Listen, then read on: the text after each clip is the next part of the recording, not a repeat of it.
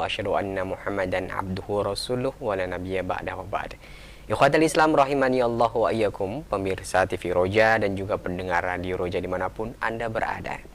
Terima kasih atas kebersamaan Anda di kesempatan pagi menjelang siang hari ini. Dan selanjutnya kami akan menghadirkan untuk Anda kajian ilmiah bersama guru kita Ustaz Dr. Ali Musri Samjan Putra MA Hafizallahu Ta'ala. Alhamdulillah beliau telah hadir di tengah-tengah kita. Kita sapa terlebih dahulu. Assalamualaikum Ustaz. Waalaikumsalam warahmatullahi wabarakatuh. Ahlan Ustaz. Waalaikumsalam. Sehat Ustaz? Alhamdulillah. Di kesempatan kali ini kita akan membahas mengenai kemunculan Khawarij pada masa Khalifah Ali bin Abi Thalib Ustaz ya. Ya, kelanjutan dari pembahasan tentang perkembangan dakwah Islam di masa Khalifah Ali bin Abi Thalib. Baik Ustaz. Dan ikhwatal Islam rahimani Allah wa iyyakum, bagi Anda yang nanti ingin bertanya seputar pembahasan yang Ustaz telah sampaikan, bisa langsung menghubungi nomor kami di 0218236543 atau pesan singkat Anda kirimkan di 0819896543.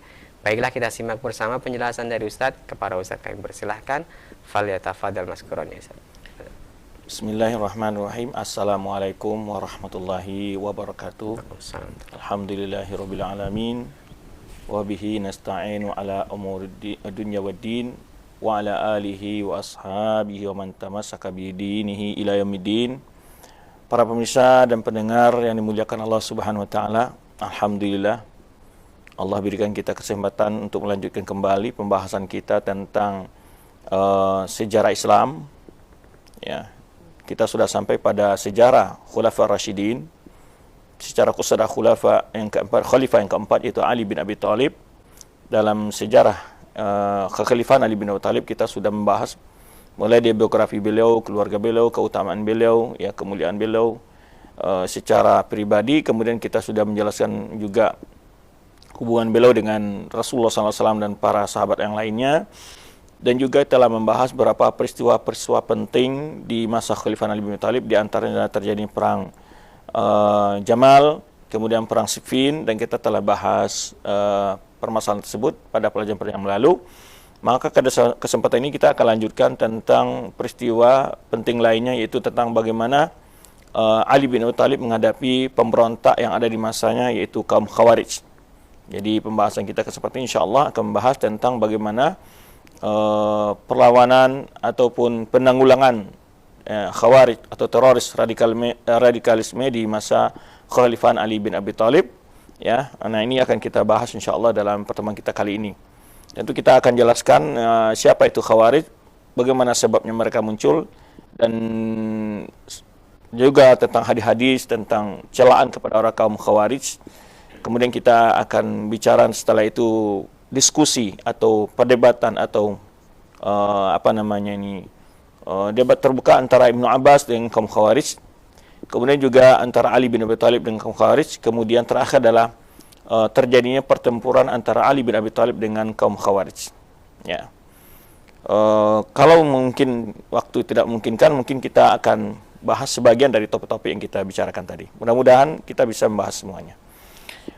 Tentu tak lupa pula kita mengucapkan salawat dan salam setiap kesempatan yang kita miliki untuk banyak mengucapkan salawat dan salam kepada Nabi kita Muhammad SAW, di mana beliau motivasi kita untuk banyak bersalawat kepada beliau. Ya, kemudian secara khusus pada hari yang mulia ini, di hari Jumat, ya, adalah hari yang juga dimotivasi secara khusus Rasulullah SAW agar kita pada hari Jumat ini memperbanyak, yaitu bersalawat kepada Nabi SAW, karena sebaik-baik hari kata Rasulullah SAW dalam seminggu adalah hari Jumat. Pemirsa, mungkin berapa waktu yang lalu ya, kita hanya memutar kajian-kajian ulang dari pembahasan-pembahasan kita. Ini adalah jumpa live kita pertama setelah Idul Fitri ya. Semoga Allah Subhanahu wa taala menerima amal-amal yang telah kita lakukan di bulan Ramadan dan juga di bulan Syawal ini, penyempurnaan dengan puasa 6 hari Syawal. Dan kita mohon kepada Allah Subhanahu wa taala agar kita selalu ditempatkan di jalannya yang istiqomah dalam beribadah maupun dalam menjalankan agama yang mulia ini. Baik, kita akan bicara dulu tentang kapan munculnya Khawarij, kemudian nanti kita akan sebutkan nama-nama Khawarij atau istilah-istilah yang digunakan oleh Khawarij, kita juga akidah-akidah utamanya orang Khawarij itu bagaimana, ya. Kemudian kita akan lihat juga nanti hadis-hadisnya yang berhubungan dengan Khawarij dan juga perdebatan antara Ibnu Abbas dengan kaum Khawarij. Kaum Khawarij ini sudah diprediksi munculnya oleh Rasulullah SAW, di mana pada suatu kesempatan Rasulullah SAW membagi harta rampasan perang Hunain. Muncul salah seorang yang dinamakan dengan Dzul Khuwaisirah. Ketika itu dengan lancang dia mengatakan kepada Rasulullah SAW, "I'dil ya Muhammad fa innaka lam ta'dil."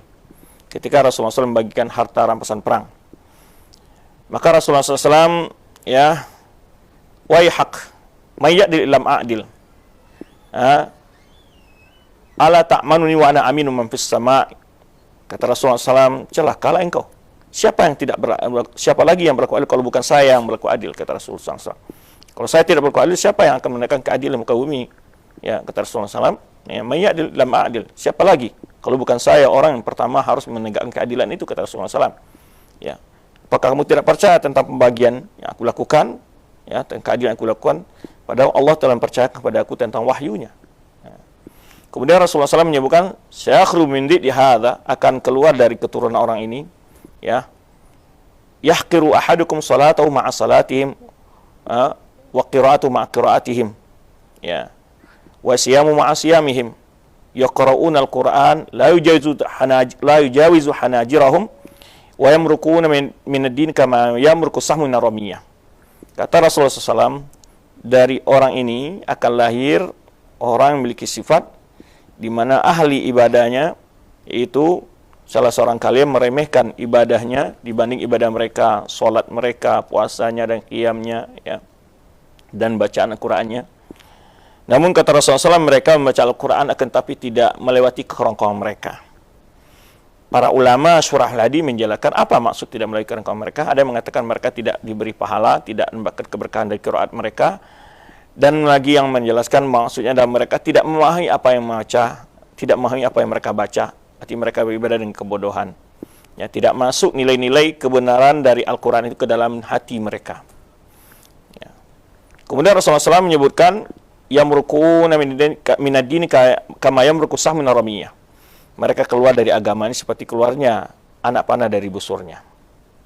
Ini salah satu hadis, ya, yang memprediksi, yang digambarkan oleh Rasulullah SAW tentang akan munculnya kaum ini keluar di akhir zaman. Bahkan dalam hadis yang banyak juga Rasulullah SAW, ya, jika saya hidup, kata Rasulullah SAW, nanti menemukan jika muncul di zaman aku masih hidup, kata Rasulullah, laqtulanhum qatla adin, ya, aku akan perangi mereka sebagaimana memerangi kaum Ad, menghancurkan mereka sebagaimana dihancurkan kaum Ad. Dan juga Rasulullah mengatakan mereka kilabul ahli nar, ya, au syiral khalq tahta adis sama, ya, mereka orang terburuk di bawah kolong langit. Dan juga Rasulullah mengatakan mereka adalah anjing-anjing neraka. Nanti akan kita sebut sebagai hadis yang lainnya. Cuma ini menyebutkan kapan munculnya Khawarij.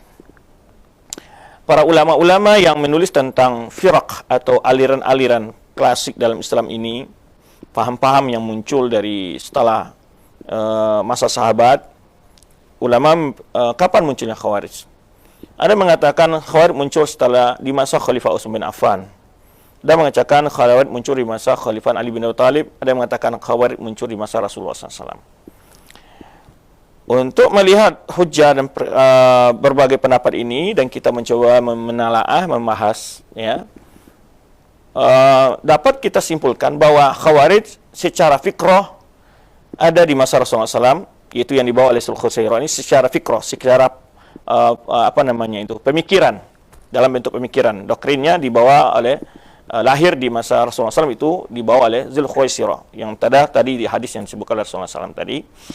Adapun secara firqah mereka muncul di masa Ali bin Abi Thalib. Baru mereka berkumpul di sebuah tempat dikenal dengan kaum Khawarij. Nah, itu secara firqah.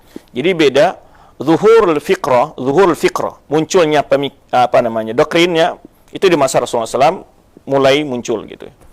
Kemudian berkembang di masa Utsman. Masa Utsman itu yang telah kita bahas, pemberontakan di masa Khalifah Utsman bin Affan. Walaupun mereka masih bercampur dengan berbagai pemahaman aliran yang lain di masa Utsman, ya, termasuk dari kaum Khawarij dan juga kaum Syiah dan juga orang-orang yang juhal, orang-orang yang bodoh dalam agama yang diprovokasi oleh Abdullah bin Saba. kemudian baru resmi mereka dikenal sebagai firqah, mereka punya pimpinan, mereka punya tokoh, itu di masa Ali bin Abi Thalib radhiyallahu anhu. Nah, ini yang perbedaan dalam kita mencoba menelusuri pendapat para ulama. Jadi secara fikrah itu telah mulai di masa Rasulullah SAW dan berkembang terus di masa Utsman bin Affan, muncul kekuatan fikrah mereka, dan firqah dalam bentuk kelompok baru mereka terdapat di masa Khalifah Ali bin Abi Thalib radhiyallahu anhu. Itu tentang kemunculan mereka. Taib, kita akan sebutkan nama-nama untuk Khawarij ini sebetulnya banyak. Mereka dinamakan Al-Mariqah, dinamakan Khawarij, dinamakan juga Asyarah. Asyarah, mereka menamakan diri mereka Asyarah. Ya, artinya mereka orang yang membeli diri mereka dari Allah, yang menjual diri mereka di jalan Allah, itu kata mereka, pengakuan mereka. Atau mereka disebut Khawarij. Nama Khawarij ini tidak mereka sukai karena dari penamaannya, karena mereka nama Khawarij, definisinya oleh para ulama kita adalah seperti Syarstani, Ibnu Hazm dan Abu Hasan Al-Asy'ari dalam Maqalat Islamiyin merupakan mereka adalah orang-orang yang memberontak di zaman Ali bin Abi Thalib dan orang yang berjalan di atas manhaj mereka sampai hari kiamat. Nah, namun sini perlu kita tambahkan bahwa bukan setiap pemberontak harus dihukum Khawarij, karena di dalam kita fikih Islami ada namanya al-bughah, ini pemberontak yang sifatnya tidak dihukum sebagai Khawarij, yang ini tujuan dunianya, yang dia itu hanya sekedar tujuannya merebut kekuasaan, ya, dengan tujuan dunia. Tapi kalau Khawarij, mereka mengambil kekuasaan dengan alasan yang mereka pakai adalah mempelintir ayat-ayat Al-Quran, begitu. Ya, tapi mereka punya doktrin yang membuat mereka demikian. Nah, doktrin-doktrinnya mereka ini yang akan, di antaranya mereka menjelaskan, pertama adalah kafirnya para pelaku dosa besar. Ini usul-usul akidah mereka. Jadi ketika mereka melihat kenapa mereka mengucilkan diri mereka dari kelompok Ali bin Abi Thalib, setelah kita akan sebutkan nanti bagaimana awal mereka tuh berpisah dari tentara Ali bin Abi Thalib, dari pasukan Ali bin Abi Thalib. Mereka melihat pandangan Ali bin Abi Thalib menerima tahkim, menerima perdamaian ditawarkan oleh Muawiyah, itu bagian dari pelanggaran, dan pelanggar ini ada nilai-nilai kekufuran menurut mereka. Nah, ini akan kita jelaskan hari ini. Sejarahnya mereka ini di masa Ali bin Abi Thalib, ya, setelah mereka perkembangan pemikiran itu ada di masa Utsman, terbunuhnya Utsman, lalu mereka bergabung dengan berbagai pasukan kaum muslimin yang saat itu bersembunyi agar mereka tidak ditangkap dan dihukum.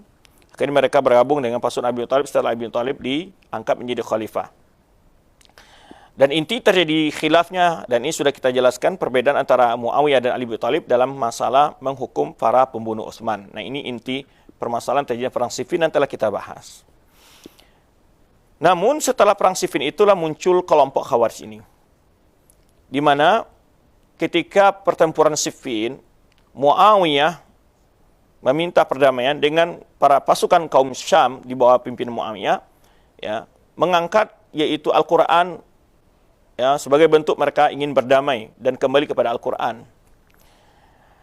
Saat itu Ali bin Abi Thalib sebetulnya enggan untuk melihat menerima ini, karena boleh jadi ini adalah tipu daya, karena saat itu pasukan Muawiyah sudah mulai kucar-kacir. Tapi Ali bin Abi Thalib dipaksa oleh sekelompok tentaranya untuk menerima. Kita kembali kepada Al-Quran, ya, kita berhenti dari bertempur. Dan Ali bin Thalib di samping itu juga ingin menjaga darah kaum muslimin tidak tertumpah lebih banyak. Akhirnya Ali bin Thalib menerima. Setelah Ali bin Thalib menerima, orang-orang tadi yang mengusulkan supaya diterimanya tawaran perdamaian ini justru kembali menolak pendapat itu, kembali berhabilitasi atau menolak pendapat yang pertama tadi, ya, ingin menanulir pendapat pertama tadi. Jadi kita lanjutkan pertempuran. Kenapa mereka menulir itu? Ini pernah juga kita jelaskan. Karena mereka melihat jika Muawiyah dan Ali bin Abi Thalib ini berdamai, yang akan menjadi sasaran adalah mereka. Nah, ini karena kalau Muawiyah dan Ali bin Abi Thalib berdamai, tentu kaum muslimin menjadi bersatu. Tentu Ali bin Abi Thalib akan konsentrasi untuk mencari para pembunuh Utsman, orang-orang yang melakukan pemberontakan dan terbunuhnya Utsman di masa itu. Tentu Ali bin Abi Thalib akan menegakkan hukum itu. Dan ini juga permintaan Ali kepada Muawiyah, bahwa Ali meminta kepada Muawiyah radhiyallahu anhu agar dia berbaiat bersama ahli Syam, kemudian nanti akan dilakukan pengejaran dan menegakkan hukum kepada pemberontak di masa Utsman. Nah, kelompok tadi yang memaksa Ali menerima sekarang menolak kembali, menganulir pendapat mereka tadi karena mereka melihat jika terjadi perdamaian antara Ali dan Muawiyah, mereka lah yang akan jadi sasaran. Inilah kaum Khawarij tadi. Mereka maksa Ali lagi supaya berperang kembali, lanjutkan peperangan. Ali bin Thalib menolak hal itu. Lalu terjadi perdamaian antara Ali dengan Muawiyah, utusan Muawiyah Amr bin As, ya. Kemudian utusan Ali adalah Abu Musa al-Asy'ari, terjadi dialog, perdamaian semacam gitu. Namun di dalam dialog itu belum sempat terputuskan suatu kesepakatan. Namun orang Khawarij telah langsung mencap bahwa Ali radhiyallahu anhu telah menjadikan manusia sebagai landasan hukum, bukan Al-Quran. Maka mereka mengulang-ulang kalimat mereka, la hukma illa lillah, la hukma illa lillah. Tiada hukum yang kita jalan kecuali hukum Allah. Itu kata mereka. Lalu Ali bin Abi Thalib menjawab perkataan mereka itu, kalimatul haq yuridu biha batil. Itu ungkapan benar, tapi sebetulnya tujuan mereka adalah batil. Setelah itu, mereka selesai perang Siffin, Ali bin Abi Thalib pulang ke Kufah. Mereka dalam perjalanan terjadi diskusi-diskusi sama mereka. Mereka melihat, karena di saat perdamaian itu terjadi pertama, Amr bin As meminta ke Abu Musa al-Asy'ari, dalam perdamaian ini tidak dikatakan antara baina Amir Mukminin dengan Muawiyah, sehingga nama Amir Mukminin dihapus dari nama Ali. Karena kalau seandainya Ali sebagai Amir Mukminin, Muawiyah sudah wajib taat dan wajib patuh. Nah, sekarang dia maunya posisi Amr bin As maunya posisi Ali dan Muawiyah itu masih dalam staraf gitu ya, tidak antara pemimpin dengan bawahannya gitu. Tapi antara sahabat yang berdialog, berdiskusi. Karena kalau ditulis Amirul Mukminin, mutlaklah Ali bisa mendikte Muawiyah karena seorang itu harus taat kepada pemimpinnya. Kemudian ini yang menjadi persoalan oleh orang Khawarij juga. Nanti akan kita lihat perdebatan orang Khawarij dan Ibnu Abbas radhiyallahu anhuma. Mereka mengatakan dia telah menghapus dia namanya sebagai Amirul Mukminin. Kalau dia bukan Amirul Mukminin, berarti dia Amirul Kafirin. Nah, ini salah satu metode cara pemikiran muncul pikiran jahat sesat itu adalah selalu menggunakan sesuatu yang lazim yang tidak lazim, mengambil kesimpulan sesuatu yang tidak benar. Nah, ini akan dijawab nanti syubhat ini oleh Ibnu Abbas juga Ali radhiyallahu anhu. Kemudian mereka meminta Ali bertaubat. Kamu telah kafir dan kembali kepada Islam. Itu permintaan mereka. Nah, Ali bin Thalib enggak mau, saya tidak pernah kafir semenjak saya masuk Islam, kata Ali bin Thalib. Ya, saya tidak pernah kafir dan tidak pernah keluar dari Islam. Kemudian alasan mereka mengkafirkan Ali lagi adalah ketika Ali memerangi dalam perang, tentu mereka sekarang sudah mencari-cari alasan untuk argumentasi mereka. Ali bin Abi Thalib ketika perang Jamal tidak merampas rampasan perang, mengambil harta rampasan perang dan tidak menawan lawannya. Nah, ini diantara alasannya lagi. Jadi, kenapa Ali tidak menangkap, tidak tahan perangnya, dan tidak mengambil harta-harta rampasan perang? Nah, padahal kalau kita berperang dengan orang kafir, karena yang berada di perang itu orang kafir, kata mereka. Nah, kalau dia anggap itu lawannya orang mukmin dan dia tidak mau membunuh, tidak mau mengambil harta rampasan perang, kita nggak boleh membunuh sesuatu perang sama orang mukmin. Kalau perang sama membunuh orang mukmin, kafir. Nah, itu. Nah, kalau dia menganggap itu kafir, kenapa dia tidak mengambil harta rampasan perang? Nah, ini di antara hujah-hujah mereka mengkafirkan Ali bin Abi Thalib. Kemudian juga yang ketiga adalah hujah mereka mengkafirkan Ali bin Abi Thalib adalah annahu hakam rijal fi kitabillah. Dia telah menjadikan orang yang hukum di atas kitab Allah. Kata mereka begitu. Karena memang Ali mewakilkan musyawarah itu kepada Abu Musa al-Asy'ari, Muawiyah mewakilkan kepada perwakilannya itu Amr bin As. Taib ini kisah mereka. Setelah itu mereka Ali bin Abi Thalib pulang ke Kufah, mereka menyendiri pindah ke tempat yang namanya Harura. Berbuat markas di situ mereka. Harura itu keluar dari jamaah Ali bin Abi Thalib mereka dari pasukan kaum muslimin. Lalu sekitar jumlah mereka ada menyebutkan 8.000, ada yang mengatakan 10.000, ada yang mengatakan 12.000. Berapa riwayat? Itu jumlah mereka itu berada di Harura. Maka di antara nama mereka adalah Haruriyah. Nama dinisbahkan kepada tempat mereka berkumpul di situ, membuat markaz. Ya. Membuat markaz di situ namakan Haruriyun atau Harurah. Nama tempatnya Harura. Nah, ini berdasarkan perkataan Aisyah kepada seorang perempuan yang bertanya kepada Aisyah anha, ya,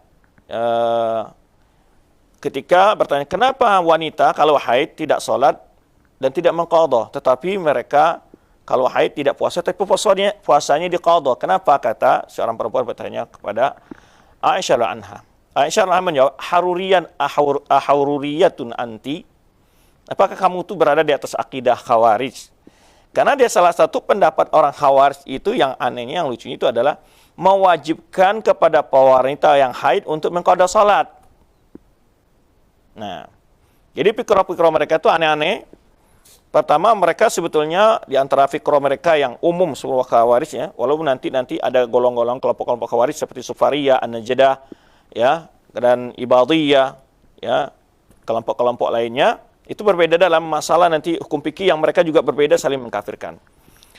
Sepakat mereka pertama adalah mencintai Abu Bakar dan Umar. Itu mereka sepakat, mukmin kata menurut mereka. Dan orang-orang Khawarij sepakat juga mengkafirkan Utsman, Ali, Aisyah, Muawiyah, Talha dan Zubair. Dan semua orang terlibat dalam perang Siffin dan perang Jamal yang tidak beragama dengan mereka itu dikafirkan oleh orang Khawarij. Ini poin-poin yang mereka sepakat. Kemudian mereka sepakat membolehkannya memberontak kepada penguasa yang zalim. Ini antara fikra mereka juga. Ada 3. Yang keempat tadi kita katakan mengkafirkan para pelaku dosa besar. Ya. Nah, itu diantaranya. Kemudian juga mewajibkan tadi diantara fikra mereka, pemikiran mereka adalah mewajibkan mengqadha salat bagi wanita yang haid. Walaupun dalam beberapa pendapat aliran-aliran Khawarij lainnya, Sufariyah, An-Najdah, itu mereka berbeda-beda. Di antara mereka ada yang mengatakan kalau potong tangan itu sampai di sini. Ada yang mengatakan tidak perlu adanya haddul khamar, isqat haddul khamar bagi orang peminum khamar dan semacamnya. Itu nanti ini menunjukkan kebodohan-kebodohan mereka dalam agama. Dan nanti kalau kita lihat pendapat-pendapat mereka banyak yang aneh-aneh di dalam pemikiran mereka. Kemudian ada satu hal lagi yang mereka sepakat lagi adalah bahwa yang menjadi pemimpin khalifah itu tidak mutlak dari orang Quraisy. Tidak mutlak dari orang Quraisy. Maka oleh sebab itu para penulis pemikir Islam, ulama firaq menyebutkan bahwa sebetulnya sebab-sebab di antara muncul Khawarij ini adalah kecemburuan kepada orang Quraisy sebetulnya. Sehingga mereka mengatakan yang berhak jadi khalifah itu tidak harus dari orang Quraisy. Ini salah satu fikra-fikra pikiran pendapat mereka yang sepakat seluruh Khawarij sepakat dalam hal ini. Itu. Taib. Itu sedikit fikranya Khawarij, ya. Nama-namanya tadi Harura, Haruriyah, Al-Muhakkimah atau Muhakkama, karena dalam nama-nama Khawarij nanti hal ini untuk kita ketahui adalah bagi para ustadz atau para thalabul ilmi untuk membaca kitab ulama nanti kadang-kadang mereka menyebut Khawarij itu Al-Muhakkimah atau Muhakkama, kadang mereka menyebut Al-Harura, Haruriyah, kadang mereka menyebut dengan Ahlun Narawan, kadang-kadang mereka menyebut Khawarij, ya. Nah, mereka ini nama Khawarij karena mereka melakukan perontakan khuruj di atas penguasa yang resmi yang sah dengan senjata dan juga mengkafirkan kaum muslimin. Ya. Jadi ta'rif Khawarij itu, definisi Khawarij adalah orang yang berpendapat kafirnya para dosa besar dan membolehkan memberontak kepada penguasa dengan senjata. Nah, itu ya, di antara definisi yang dapat kita simpulkan, walaupun banyak tadi definisi-definisi lain disebutkan oleh Syahrastani dalam kitabnya Milal wa Nihal dan juga Ibnu Hazm dalam kitab Afsal fi bainal Milal wa Nihal wal Ahwa. Kemudian juga Abul Hasan Al-Asy'ari dalam kitab Maqalat Islamiyin juga beliau menjelaskan ya tentang definisi Khawarij. Baik, itu tentang fikra-fikra Khawarij, ya. Tentu yang perlu kita jelaskan adalah kita perlu mewaspadai fikra-fikra ini. Kemudian juga mereka punya syubhat-syubhat, ya, yang perlu kita waspadai juga. Nah, ini tujuan kita belajar ini sejarah bukan sekedar membaca pelaku dan tempat saja, tapi kita harus mengambil ibrah. Menyebabkan mereka salah dalam memahami masalah-masalah ini. Ini titik penting sebetulnya. Kemunculan bagi aliran Islam ini titik penting. Semua penyebabnya ini lebih dominan. ketika mereka menjauhi para sahabat, mereka adalah para fuqaha, mereka ada ulama yang paham tentang Quran dan Sunnah, itu sudah mereka tinggalkan. Jadi mereka tidak lagi berpatokan kepada paham para sahabat ya dalam memahami Al-Quran dan Sunnah. Akhirnya mereka merasa pintar sendiri dengan kelompoknya. Nah, salah satu penyebab timbulnya aliran-aliran paham-paham yang keliru itu adalah menjauhi para ulama dalam belajar ilmu agama. Itu pasti. Ya. Tidak belajar melalui ulama. Maka munculnya Khawarij sebagai firqah yang pertama muncul secara jelas dalam Islam, dan tidak ada satu pun aliran yang memang tegas disebut dalam hadis Nabi SAW dengan sifat-sifat mereka sebagaimana orang Khawarij ini. Nah, ketika kita melihat adanya ketegasan-ketegasan Nabi SAW tentang hukum terhadap mereka, tentang pemikiran mereka, ya, ini sebetulnya adalah peringatan kepada kita untuk mewaspadai mereka, mewaspadai kelompok mereka, mewaspadai pemikiran mereka, karena bahaya mereka lebih besar kepada Islam daripada musuh Islam. Maka di antara dalam hadis sebutkan Rasulullah SAW, yaqtuluna alal Islam wa yaturkuna ala authan. Mereka membunuh orang-orang Islam tetapi membiarkan para orang-orang menyembah berhala. Jadi bahayanya besar.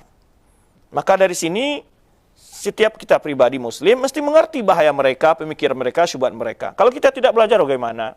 Dari sinilah kita pentingnya belajar. Ya. Bagaimana kita mengetahui akidah Ahlussunnah wal Jamaah lalu kita banding dengan akidah yang menyimpang? Nah, kita tidak pernah belajar bagaimana pendapat pandang Ahlussunnah wal Jamaah tentang pelaku dosa besar, tentang masalah iman. Ini sebetulnya inti-intinya di sini. Kalau sebab itu, kami nasihatkan kepada kaum muslimin, bekalilah diri Anda dan keluarga Anda dengan akidah yang benar, termasuk juga mengerti sedikit tentang ciri-ciri aliran sesat, pemikirannya, dan sebab-sebab munculnya aliran sesat itu, agar kita terhindar dari pemikiran mereka dan tidak tertipu oleh mereka. Baik, demikian kaum muslimin yang kita jelaskan pada kesempatan ini. Ya, jadi itu nama-nama mereka, disebut juga asyara, mereka menamakan diri asyara. Karena mereka menganggap bahwa mereka orang yang membeli diri di jalan Allah. Kadang-kadang Khawarij juga dipelintir oleh mereka, Khawarij itu nama yang baik buat mereka, ya, karena kata mereka orang-orang yang keluar di jalan Allah. Mereka pelintir pengertiannya. Padahal itu penamaan Ahlussunnah pada mereka, mereka yang menentang kepada penguasa. Khuruj itu artinya adalah melakukan pemberontakan, melawan kepada penguasa.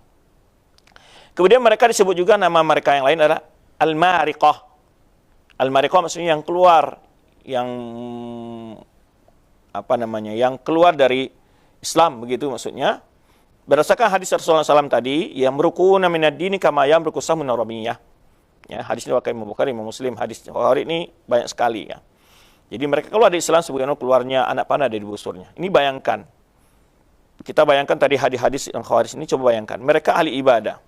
Kenapa mereka bisa demikian? Mereka orang rajin baca Quran. Karena mereka beribadah tanpa ilmu, itu musibah di situ. Mereka beribadahnya tanpa mempelajari akidah yang benar melalui sahabat. Di sini dapat kita ambil bahwa ibadah yang banyak, kalau tidak berdasarkan akidah yang benar, betapapun luasnya, betapa banyaknya infaknya, ibadahnya, ya, sampai diceritakan oleh Ibnu Abbas, orang Khawarij itu bahkan lututnya sampai hitam, keningnya hitam, segala macam karena banyak beribadah. Tapi jangan dijadikan kening hitam itu sebagai ciri Khawarij. Ini keliru lagi. Ya. Bukan setiap orang berkening hitam dia katakan Khawarij, karena yang Khawarij itu adalah fikrohnya. Ya. Karena ada saja orang kadang-kadang kulitnya sensitif, sering sujud bisa hitam. Karena akhir-akhir ini juga ada orang mengolok-olok orang yang kening hitam dijadikan sebagai sima tertentu. Banyak juga orang yang kening hitam ya, karena memang dari sifatnya bukan ahli ibadah kadang-kadang. Ya. Tapi maksud kita jangan berolok-olok dengan ahli ibadah. Ya, kalau kita tidak pasti orang ini betul Khawarij. Tapi sifat orang Khawarij ahli ibadah tanpa ilmu. Di sini mereka salahnya. Bukan berarti orang yang rajin ibadah lalu dianggap Khawarij, bukan. Sebenarnya juga dipelesetkan oleh sebagian tokoh-tokoh yang melenceng dalam pemahaman Islam ya. Nah, karena kadang-kadang orang yang memiliki kulit-kulit yang sensitif, yang halus, kadang sering sujud memang pantas hitam, keningnya segala macam. Baik. Kemudian itu nama-nama mereka. Firqah mereka banyak sekali, ya, ahli-ahli mereka. Di antaranya disebut dengan Firqah Al-Wahabiyah, yaitu yang pada abad ke-3 dan ke-4 Hijriyah. Ketika mereka telah kalah dari perang Nahrawan nanti yang kita bicarakan di masa Ali bin Thalib, itu mereka lari ke Tunis, ke Algeria dan daerah-daerah Afrika, ya, Jazirah Afrika, dan kemudian ada yang ke Yaman.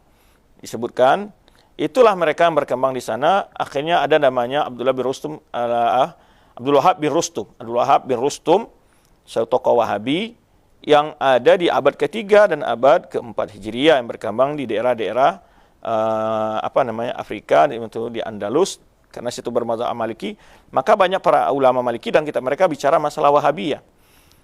Bukan Wahabiyah itu apa yang disandarkan kepada Muhammad bin Wahab, karena Muhammad bin Wahab sendiri tidak pernah menamakan dakwanya sebagai nama Wahabiyah.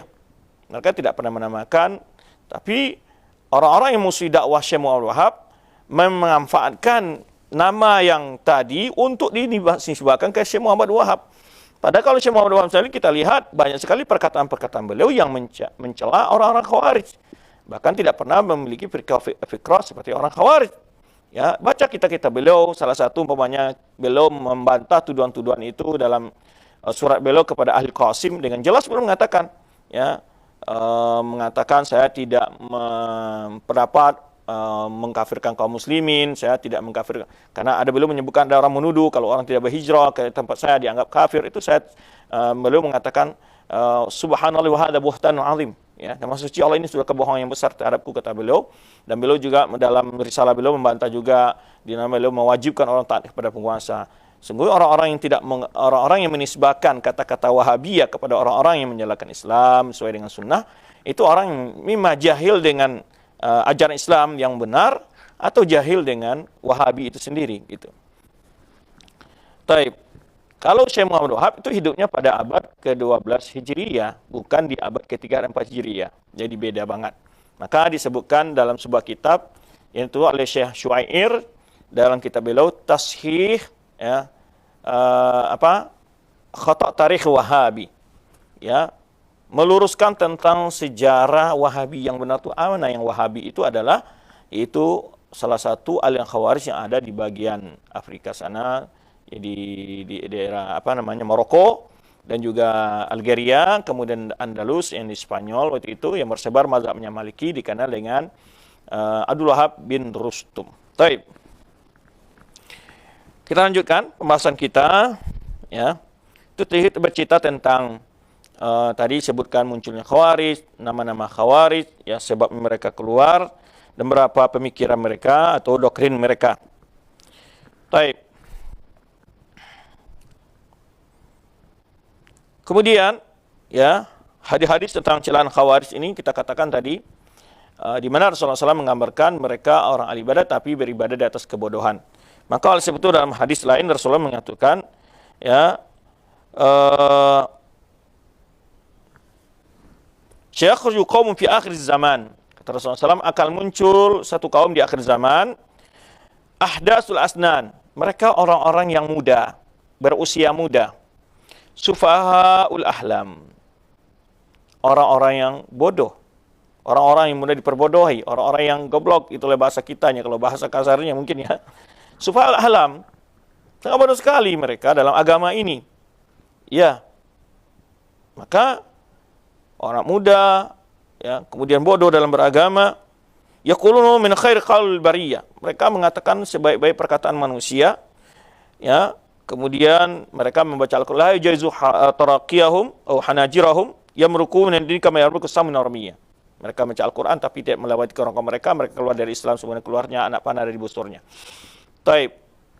Kembali kita tekankan bahwa ibadah banyak tanpa didasari oleh akidah yang benar itu akan menjadi sia-sia.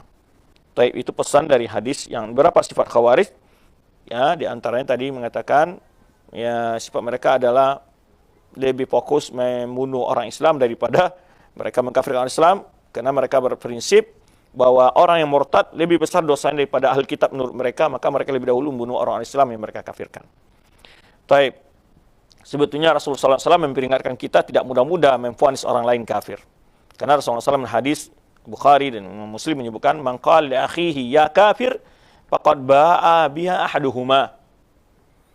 Orang yang menuduh saudaranya, hai kafir, sungguh telah dibawa salah satu kalimat itu oleh salah seorang di antara mereka berdua. Ya, jika benar apa yang dia katakannya, kalau tidak, maka kalimat itu kembali kepada orang yang mengucapkannya. Itu dalam masalah mengkafirkan saja. Masalah membunuh, dosanya besar. Bagaimana Allah sebutkan dalam firman-Nya, besarnya dosa orang yang ya orang membunuh seorang mukmin. Ya. Kemudian juga Rasulullah SAW menyebutkan la zawalud dunya ahwa 'indallah ya min qatri rajul muslim. Oh kama qala SAW. Hancurnya dunia dengan segala isinya lebih ringan di sisi Allah, lebih mudah di sisi Allah daripada terbunuh seorang muslim. Jadi jangan gampang-gampang kita menumpahkan darah sesama muslim. Ya, jangan gampang-gampang merusak harta sesama muslim, merobohkan pondoknya, menghalangi dia, memukul dan segala macamnya. Ya, karena Rasulullah SAW di waktu Haji Wada telah mengatakan, ya, ketika Rasulullah SAW bertanya kepada sahabat, tahukah kalian ini hari apa sekarang ini? Di bulan apa kita ini? Di tempat mana kita ini? Ya, kita berada di bulan haram, kita berada di tanah haram. Kita tahu pada hari yang sangat mulia itu hari nahar. Waktu itu Rasulullah mengatakan, inna dima'akum wa amwalakum ya, wa aradakum haramun alaikum kahurmati yaumikum hadha fi baladikum hadha fi syahrikum hadha. Sesungguhnya kehormatan darah kalian, harta kalian ya dan kehormatan kalian, kata Rasulullah SAW, diharamkan atas kalian untuk saling menumpahkannya. Bagaimana mulianya hari ini, kata Rasulullah SAW, ini sungguh kemuliaan harta, ya, kemuliaan darah dan harta dan kehormatan kalian, kata Rasulullah SAW, seperti kemuliaan hari ini. Diharamkan kalian mengganggu satu sama lain. Kemuliaannya seperti kemuliaan hari ini, kata Rasulullah SAW, di tempat ini dan di bulan ini. Bayangkan Rasulullah SAW menegaskan itu. Ya, karena sering kita lihat sekarang ini betapa mudah seseorang muslim dengan alasan beda paham, dengan alasan perbedaan-perbedaan khilafiyah, ya, melakukan penyerangan, inilah perbuatan diharamkan. Dan bahkan itu sebetulnya salah satu indikasi yang bisa membawa kepada hulu ekstrim dan radikal itu. Yang anehnya di saat ini banyak orang-orang yang mengatakan mengaku dia orang-orang yang toleran, nyatanya dia orang-orang yang radikal, ya, orang yang radikal. Baik, kita lanjutkan. Nah, kita akan bicara tentang sedikit bagaimana perdebatan Ibnu Abbas dengan orang-orang Khawarij. Ya. Di sini akan terdapat oleh kita pelajaran yang sangat penting nanti. Ya. Ketika orang Khawarij ya telah pulang dari perang Siffin, mereka membooking tempat di namanya Harura. Di situ mereka berjumlah sekitar 10.000 atau 8.000. Nah, kemudian ya Ibnu Abbas meminta izin kepada Ali bin Abi Thalib radhiyallahu anhu untuk apa? Memberikan nasihat kepada orang Khawarij ini. Nanti kan kita sebutkan faedah-faedah yang dapat diambil dari bagaimana kisah Ibnu Abbas ini. Kemudian ketika Ali berjalan bersama sahabat-sahabatnya kembali ke Kufah, ya. Kemudian Ibnu Abbas dalam suatu kesempatan meminta untuk izin kepada Ali bin minta izin kepada Ali bin Thalib untuk memberikan nasihat atau mendebat orang-orang Khawarij ini. Nah, Ibnu Abbas ada juga yang mengatakan bahwa Ibnu Abbas diutus oleh Ali radhiyallahu anhu, tapi riwayat yang jelas itu adalah disebutkan adalah bahwa beliau adalah meminta izin kepada Ali radhiyallahu anhu. Sebenarnya disebutkan dalam riwayat ini dari Ikrimah bin Ammar al-Ajli, haddatsana Abu Zumail Simak al-Hanafi, qala haddatsana Abdullah bin Abbas, qala lamma kharaj Haruriyah. Nah, ini namanya yang dikenal tempat mereka itu. Tatkala orang-orang Khawarij mengambil tempat di Haruriyah, istama'u fi darin wa hum 6,000 ataitu aliyan faqultu ya amirul mu'minin. Ya, mereka jumlahnya katanya berkumpul di situ di Harura tadi sekitar, kalau dalam riwayat ini ada 6.000. Kemudian aku mendatangi Ali, kata Ibnu Abbas radhiyallahu anhuma. Dia berkata, ya amirul mu'minin, abri bidh-dhahri la'alli ati haula'il qaum fa ukallimuhum. Ya, maksud di sini silakan tunggu dulu berhindar dari panas siang ini karena waktu zuhur. Kemudian saya ingin mendatangi mereka-mereka itu, maksudnya orang Khawarij, ya. Saya ingin berbicara kepada mereka, kata Ibnu Abbas. Jadi Ini akan dapat faedah bagi kita bagaimana seorang orang alim kalau dia mau melakukan sebuah kegiatan mustasyar dulu dengan hakimnya, dengan pemimpinnya. Ini akan sebuah faedah-faedah dari kisah ini. Qala inni akhafu alaik. Tapi Ali bin Thalib berkata kepada Abdullah bin Abbas radhiyallahu anhuma, saya mencemaskan kamu nanti akan dibunuh oleh mereka. Nah, ini juga rasa cinta seorang pemimpin kepada rakyatnya ya. Qultu kalla insyaallah. Tidak, enggak usah dicemaskan kata Ibnu Abbas. Nanti akan kita ambil faedah-faedah dari kisah ini. Kita lanjutkan kisah dulu. Berkata Ibnu Abbas, faqartu ilaihim wa labistu ahsana ma yakunu min hulalil Yaman. Aku mendatangi mereka dan aku memakai pakaian yang paling bagus dari pakaian yang dibeli dari Yaman yang punya hiasan-hiasan bajunya. Padahal Ibnu Abbas tidak terbiasa memakai baju-baju mewah begitu, pakaian begitu, karena ini Ibnu Abbas memiliki sebuah tujuan untuk memakai pakaian ini. Ya. Karena orang-orang Khawarij ini orang-orang yang memang jauh dari dunia, beda Khawarij zaman sekarang, beda lagi ya. Jadi mereka melihat, oh Ibnu Abbas ini memakai pakaian, ini akan memulai diskusi di situ nanti materinya gitu.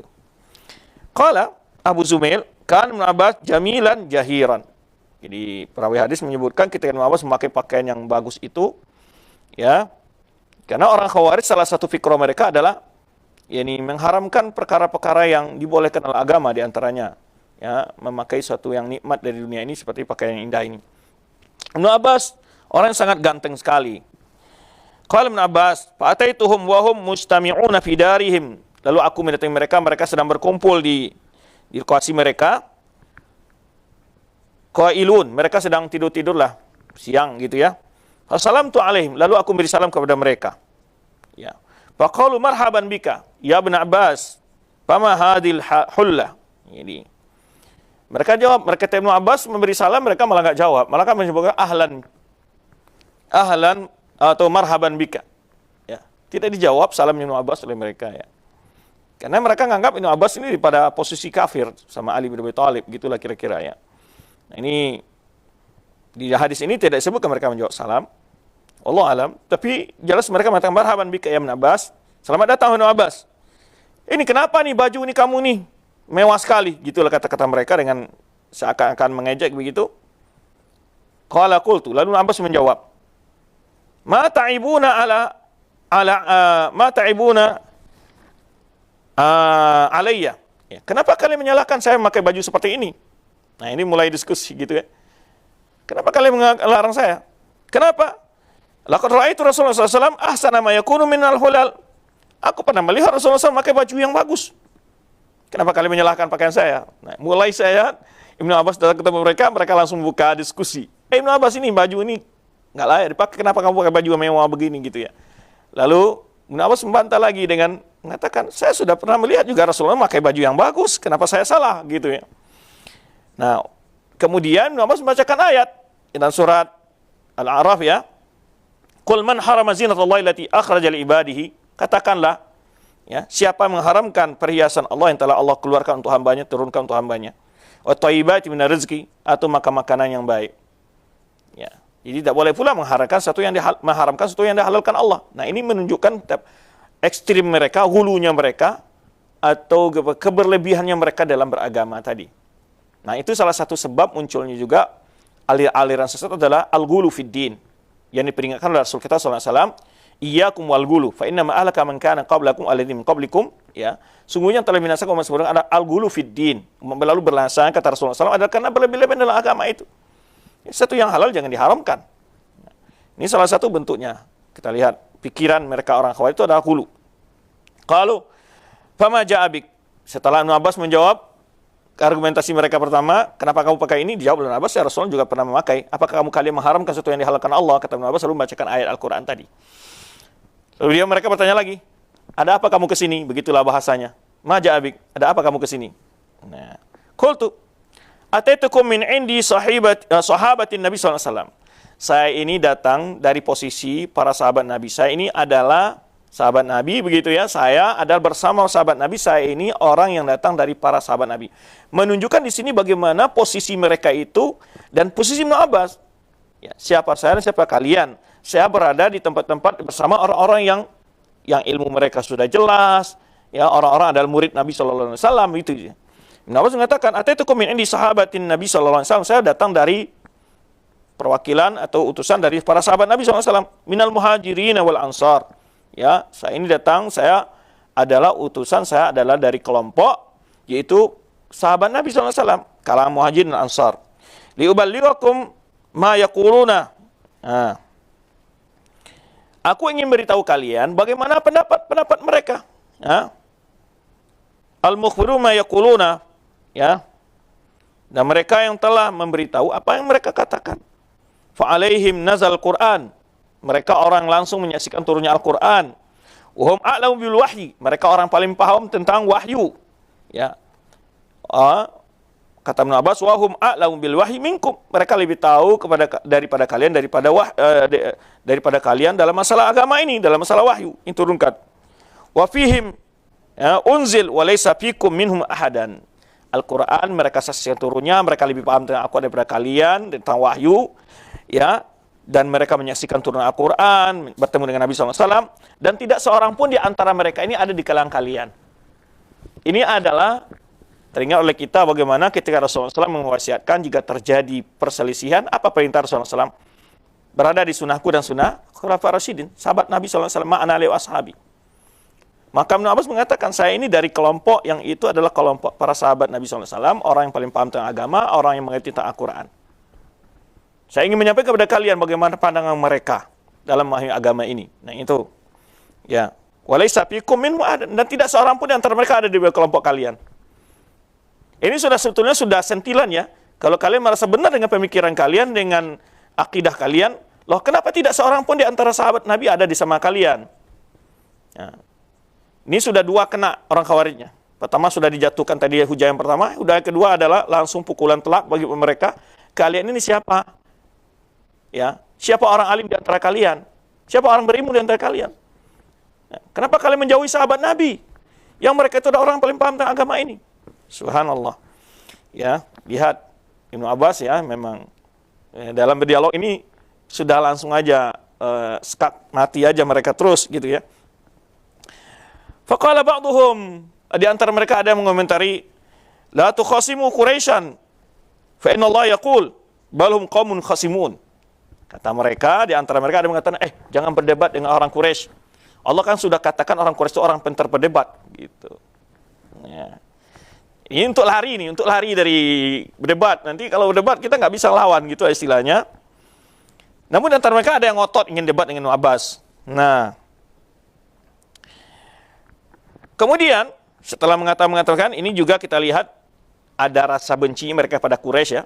Nah ini juga jangan kita membenci Quraisy karena Rasulullah SAW sudah menyebutkan dalam hadisnya, innal stafa Kinana min bani Ismail wastafa Quraisy min Kinana wastafa bani Hashim min Quraisy wastafani bani Hashim. Ini keutamaan disebutkan oleh Nabi SAW. Allah telah memilih dari suku Bani Ismail itu namanya suku Kinanah, dari suku Kinanah yang dimuliakan Quraisy, dari Quraisy ada Bani Hashim, dari Bani Hashim diutusnya Nabi SAW. Maka oleh sebab itu para ulama kita menyebutkan membenci jinsil Arab, membenci jenis Arab itu suatu hal yang bisa membawa kepada kekufuran, membenci jenisnya. Tapi beda dengan seseorang yang kita lihat nakal sama kita itu beda, ayan namanya, personil tertentu beda. Tapi kalau kita benci secara total, ya, Rasulullah SAW termasuk kita membenci Rasulullah SAW dan juga suku-suku yang dimuliakan Allah Subhanahu Wa Taala tadi. Baik, kita lanjutkan. Ibnu Abbas berkata setelah mendengar sebagian mereka mengatakan, tidak usah debat dengan orang Quraisy. Orang Quraisy itu adalah orang suka khusumat, suka debat kata. Ini ya Allah sebutkan dalam Al-Quran kata mereka begitu. Kemudian Ibnu Abbas menjawab lagi, wa ataitu qauman, ya, Ibnu Abbas menceritakan, aku melihat mereka, ya, wa ataitu qauman qat asyada ijtihadan minhum musahamatan wujuhum. Aku tidak pernah melihat kaum yang melihat mereka sungguh-sungguh dalam beribadah sehingga muka-muka mereka ada yang pucat karena kurang tidur, minas sahar, kurang tidur, kana aidihim wa ruqabuhum tusanni alaihim wa tusni alaihim famada man hadar. Ya. Kata beliau menceritakan kondisi lutut mereka, tangan-tangan mereka kelihatan orang-orang yang rajin beribadah begitu ya, bahkan dalam sebuah riwayat mengatakan seperti lututnya onta gitu, ada bekas karena seringnya mereka sujud. Tapi ciri Khawarij bukan berarti rajin sujud, rajin sholat. Nah, ini pemahaman yang keliru lagi. Ya. Yang dimaksud sini adalah mereka ini beribadah tapi jauh dari sunnah. Itu dimaksud, jauh daripada ilmu. Nah. Faqala ba'duhum linukallimahu walananzura ma yaqul. Tadi ada yang melarang untuk berdebat, yang lain enggak. Mari kita lihat apa dia maunya gitu ya. Coba kita lihat, mari kita bicara sama dia dan kita lihat apa yang mau dia sampaikan. Nah, qultu akhbiruni madza ya naqimtum ala ibni ammi Rasulullah SAW, ini maksudnya ini ya. Apa yang kalian salahkan ya terhadap anak paman Rasulullah SAW, yaitu Ali bin Abi Thalib? Kenapa kalian meninggalkan? Ya, karena apa yang kalian benci daripada anak paman Nabi SAW, Ali bin Abi Thalib, wasihri dan menantunya, ya, wal muhajirin wal ansar, dan juga kaum muhajirin dan ansar. Kenapa kalian meninggalkan? Maksudnya kenapa kalian mengasingkan dan menjauhi dan membenci Ali bin Abi Thalib serta kaum muhajirin dan ansar? Kenapa? Nah, mereka menjawab, qalu salasan. Kami ada 3 alasan. Kenapa kami memisahkan diri dari kelompok muhajirin ansar, meninggalkan Ali bin Abi Thalib? Qultu ma hunna, apa yang 3 itu? Ya. Qalu amma idahunna. Nah, yang pertama kata mereka, fa'anu hakam rijal fi amrillah. Karena mereka telah, Ali bin Abi Thalib, karena dia telah mengangkat seseorang dalam memutuskan hukum Allah. Nah, lalu mereka menyebutkan dalil, inil hukmu illa lillah. Tiada yang berhak memberi hukum kecuali Allah. Ya. Wa ma lirijali wa ma lil hukm. Bagaimana ini orang, ini adalah hukum. Nah, faqultu hadhi wahidah. Nah, ini yang pertama kata Ibnu Abbas. Baik, yang kedua apa? Qalu wa ma ukhra, yang kedua adalah qatala wa lam yasbi. Mereka Ibnu Abbas Ali bin Abi Thalib berperang, maksudnya di perang Siffin atau di perang Jamal. Wa lam yasbi wa lam yaghnam. Tapi dia tidak mengambil harta rampasan, dia juga tidak mengambil tidak menawan lawannya, tidak mengambil harta rampasan perang. Fala in kana alladhi qatala kuffaran laqad halla sabyuhum wa nimatum. Kalau yang dilawannya di perang itu adalah orang kafir, tentu menahan mereka ya, dan juga mengambil harta rampasan perang, mereka boleh gitu. Nah, kenapa tidak boleh? Wal in kanu mu'minin mahalaq qitaluhum. Ya, kalau mereka itu orang beriman kan tidak boleh diperangi. Nah, ini alasan mereka. Ali memerangi mereka tapi tidak ada mengambil tawan perang dan tidak mengambil harta rampasan perang. Nah, padahal kalau perang melawan kafir kan boleh. Nah, kalau tidak kafir, kenapa diperangi? Nah, itu kata mereka. Berkata Ibnu Abbas, "Qutu hadhi isnatani fama salisa." Ini yang kedua, mana yang ketiga kata Ibnu Abbas. Ini di antara adab ya, di dalam berdebat saling mendengar ya. Qala, ada yang menjawab mengatakan, "Inna maha nafsahu min amil mu'minin fa wa amil kafirin." Karena dia telah menghapus dirinya sebagai orang amir mu'minin, maka berarti amir kafirin. Jadi, kalau dia bukan pemimpin orang beriman, berarti pemimpin orang kafir kata mereka. Qultu a'indakum siwa hadha? Lalu Abbas bertanya lagi, masih ada selain ini? Masih ada alasan kalian lain ini? Qalu hasbuna hadha. Enggak, kami cukup ini aja. Ini kata orang Khawarij. Faqultu lahum. Lalu Abbas menjawab, "Ara'aytum an aqra 'alaikum min kitabillah wa min sunnati Nabi sallallahu alaihi wasallam ma yurdu bihi qaulakum atardauna?"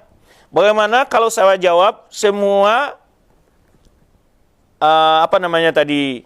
argumentasi kalian tadi, alasan kalian tadi dengan Al-Qur'an dan Sunnah ya, untuk membantah pendapat kalian, apa kalian mau enggak?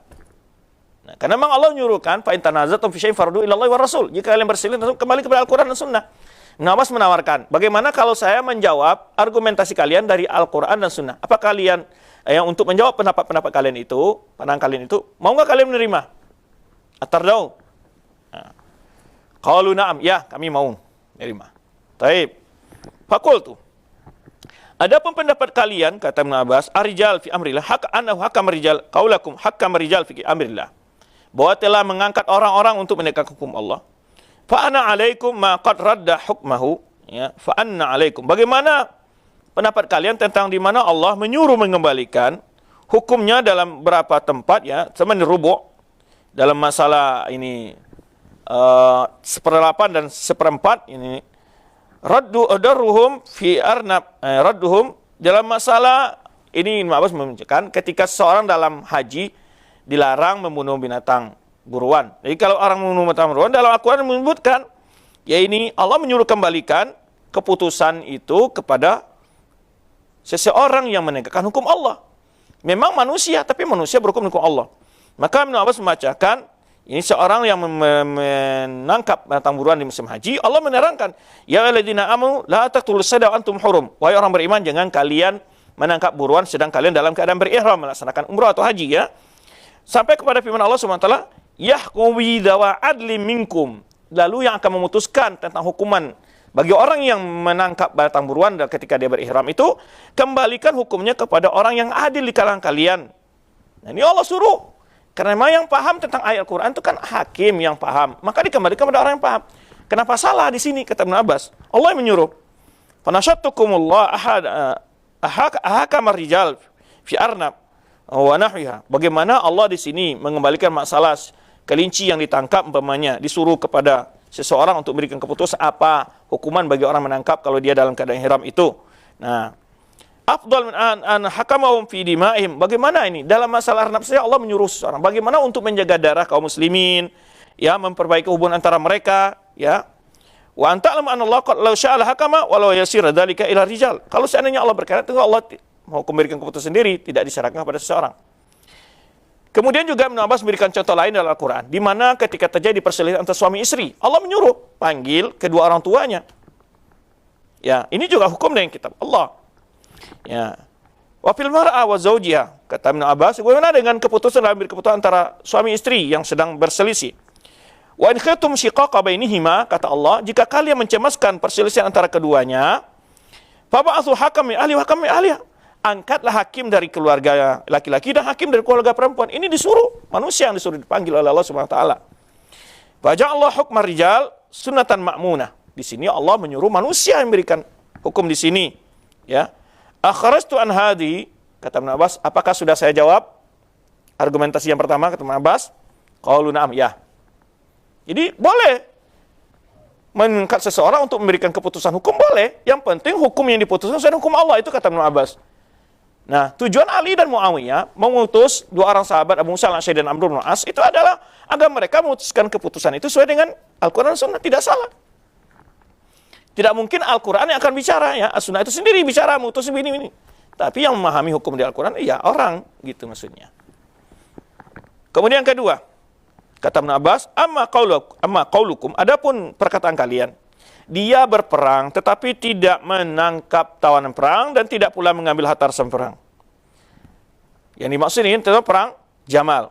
Nah, apakah kalian mau menawan ibunda kalian yaitu Aisyah anha, karena perang Jamal itu kan antara Aisyah yang di situ juga lawannya Ali, ya. Kemudian kalian akan menghalalkan dari ibunda Aisyah yang kalian halalkan daripada tawanan perang perempuan lainnya. Apa kalian siapa yang kalian mau menjadikan Aisyah sebagai tawanan perang, itulah bahasanya. Ya, siapa kalian mau mengambil sebagai bagiannya tawanan perangnya adalah Aisyah anha. Fa in fa'altum, jika kalian melakukan menawan Aisyah anha, laqad kafartum. Kalau kalian menawan ibunda kalian Aisyah anha, kalian sungguh kufur, kata Ibnu Abbas. Kenapa? Wa ya ummukum, karena dia ibu kalian. Karena Allah Subhanahu wa taala sebutkan dalam surah Al-Ahzab, wa azwajuhu ummahatum, ya. Dan istri-istri Nabi itu adalah ibunya orang-orang beriman. Wa la in qultum laysat ummuna, jika kalian mengatakan itu bukan ibunda kita, kafartum dan sungguh kalian juga kafir. Karena Nabi SAW, karena Allah SWT berfirman dalam surah Al-Ahzab, an-nabiyyu aula bil mu'minina min anfusihim wa azwaju ummahatuhum. Nah, Nabi itu lebih utama bagi orang beriman untuk dibela, ya, daripada diri mereka, dan istri-istri Nabi itu adalah ibunda mereka, kata Allah SWT. Fa antum taduruna baina dalalataini ayyuhuma sirtum ilaiha sirtum ila dalalah. Kalian pilih di antara dua. Ya, kalian akan menganggap Aisyah itu sebagai ibunda kalian, atau kalian akan menawannya. Ya. Fa nadhara ba'd ila ba'din fa qultu akhartum min hadhihi. Lalu mereka saling bingung, lihat-lihat antara mereka. Iya juga, ya, benar juga. Ya, bagaimana kenapa Ali bin Thalib tidak menangkap tidak menawan lawannya? Karena dia berperang. Dan ini sudah kita jawab dalam firman Allah Subhanahu wa taala dalam surat Al-Hujurat, wa in ta'ifatani minal mu'minin iktatalu faslu bainahuma. Jika dua kelompok orang beriman sedang berperang, damaikan antara keduanya.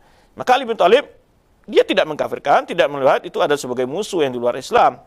Tapi ketika ada keputusan yang setelah saya jelaskan waktu sebut tadi perang Jamal dulu, adanya permainan antara orang-orang yang Khawarij ini atau orang yang terlibat dalam pembunuhan Utsman membuat sebuah makar tipu daya. Ya, ini sudah kita bahas waktu perang Jamal. Taib, Ibnu Abbas mengatakan, ini sudah saya jawab. Yang kedua, kata mereka, qalu na'am, ya sudah.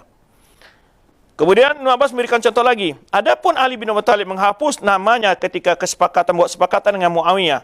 Dia mewakilkan Abu Musa al-Asy'ari dan Amr bin As, menghapus dengan sebutan gelarnya Amirul Mukminin. Fa ana atikum biman tardawna. Ya, saya akan bukti kepada kalian yang akan kalian membuat keputusan itu harus kalian terima. Wa ra'yukum qad sami'tum, dan bagaimana pendapat kalian? Kalian telah mengetahui bahwa Nabi sallallahu alaihi wasallam pada waktu perjanjian Hudaybiyah, di mana pada perjanjian Hudaybiyah orang kafir Quraisy enggak mau ditulis sebagai Rasulullah. Ya. Yaitu Katib Suhail bin Amr wa Abu Sufyan bin Harb. Wa qala Rasulullah sallallahu alaihi wasallam li Amirul Mukminin, "Uktub ya Ali, hadza mastala alaihi Muhammad Rasulullah sallallahu alaihi wasallam." Ketika Ali membuat, ini ada perjanjian antara orang kafir Quraisy dengan Muhammad Rasulullah sallallahu alaihi wasallam. Orang-orang musyrikin mengatakan, "La wallahi, mana lam annaka Rasulullah." Orang musyrikin enggak mau menerima disebut dengan Rasulullah. Enggak mau demikian, kata orang musyrikin. Kalau kami tahu engkau ada Rasulullah, annaka Rasulullah, maka kalau kamu memang Rasulullah, kami tidak meraih kamu. Maka Rasulullah SAW, ketika itu Rasulullah SAW mengatakan kepada Ali, hapuslah Ali, hapus sebutan Rasulullah itu. Ya, Allahumma innaka ta'lam anni Rasulullah, saya ini Rasulullah. Ya, uktub ya Ali, hadza mastalah alaihi Muhammad bin Abdullah. Ya, tulis saja Ali, ini adalah perjanjian antara orang kafir Quraisy dengan Muhammad bin Abdullah. Fa wallahi la Rasulullah SAW khairun min Ali. Mana yang lebih baik? Rasulullah apa Ali? Ya. Nah, wa ma akhrajahu minan nubuwah hina maha nafsuhu. Ya, ketika dia menghapus secara tulisan tadi kesepakatan sama orang kafir Quraisy sebagai Rasulullah, itu tidak bukan berarti dia bukan Rasulullah lagi. Ya. Bukan berarti dia tidak Rasulullah. Dia Rasulullah walaupun dihapus ketika orang kafir tidak mau mengakui. Demikian pula posisi Ali bin Abi Thalib karena dalam masalah islah, dalam masalah perjanjian. Nah, ini dua jawaban Ibnu Abbas terhadap orang-orang Khawarij. Sehingga dikisahkan kembali di antara mereka 2000 orang.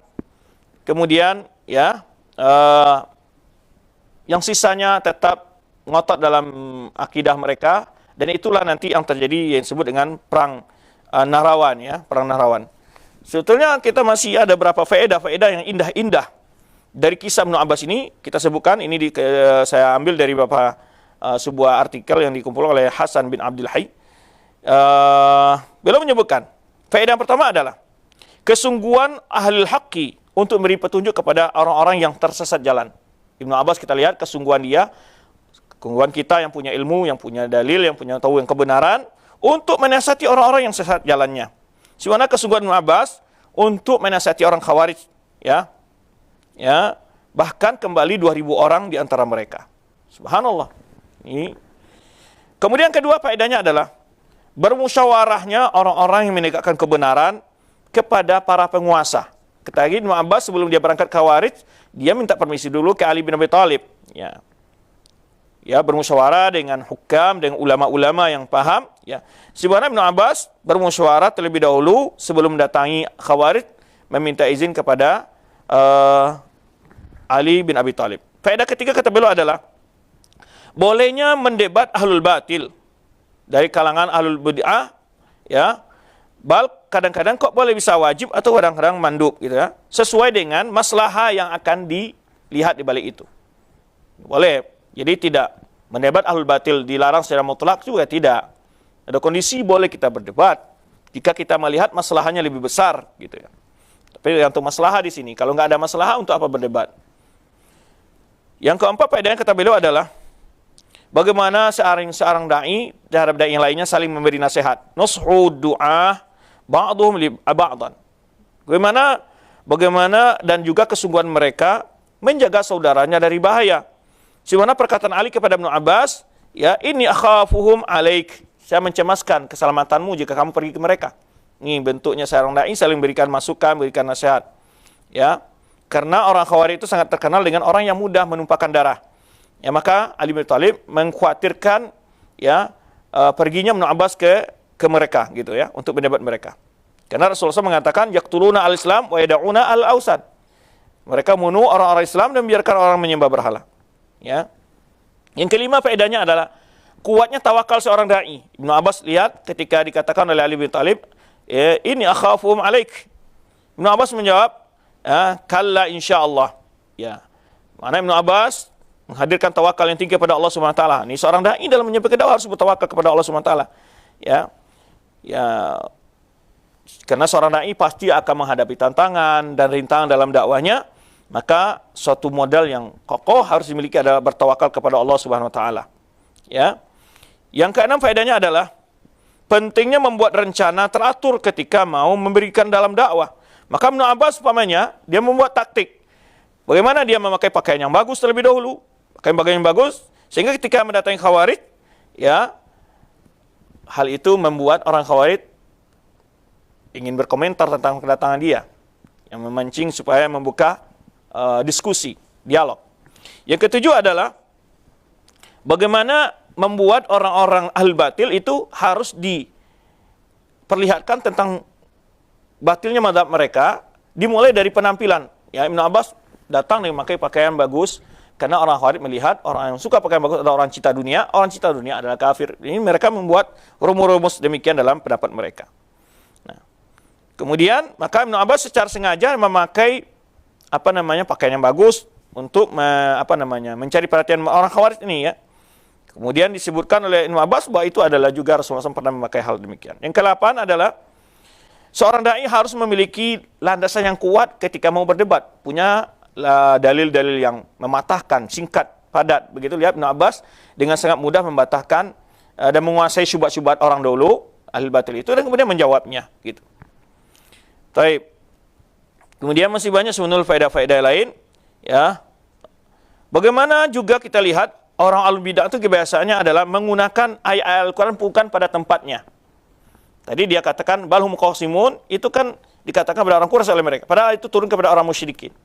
Nah, jadi mereka biasa orang-orang al-batil, orang al-bidah itu menggunakan dalil-dalil, ya, tidak pada tempatnya. Nah, ini harus kita pahami. Kemudian yang ke-10 adalah tidaknya tertipu dengan kebaikan yang lahir, ya, yang dilihat. Ya.